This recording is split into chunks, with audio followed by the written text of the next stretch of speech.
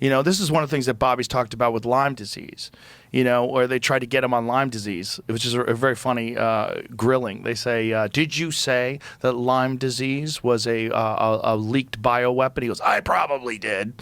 And he did. Plum Island, they were fucking researching whether or not they could infect bugs, fleas, and ticks, and then dump them on populations to overwhelm their medical system and to use it as a bioweapon so we could invade easier.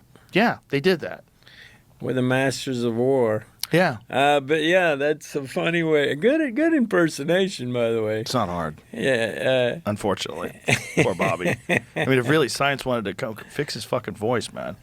If that guy had his old voice, he'd be a lot more powerful. It's like people dismiss him because his voice is hard. It's hard to listen to sometimes. Yeah, that condition he has, you would think there'd be some way to address it, but I don't know.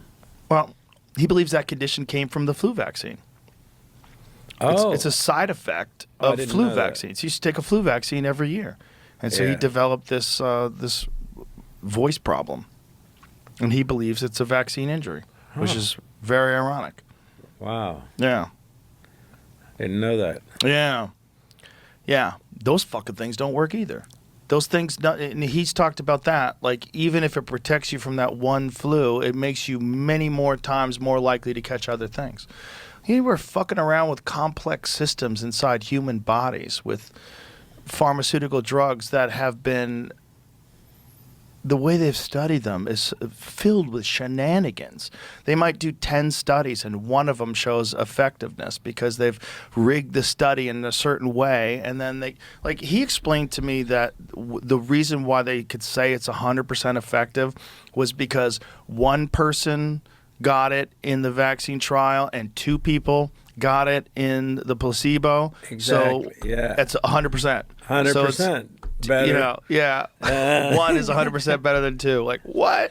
That's correct. No, that's not. 100% means nobody gets infected, you fucking assholes.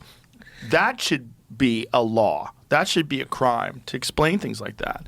I had this guy on who was, he litigated against pharmaceutical drug companies, particularly against Vioxx, when they released this anti-inflammatory medication Vioxx, and some 50 to 60,000 people died from it. A friend of mine got a stroke from Vioxx. This guy was saying that when you hear peer-reviewed studies, when they do a vaccine study, or a pharmaceutical drug study, they don't even give the peer reviewers the raw data. They give the peer reviewers the data as it's been interpreted by the scientists who work for the pharmaceutical drug companies.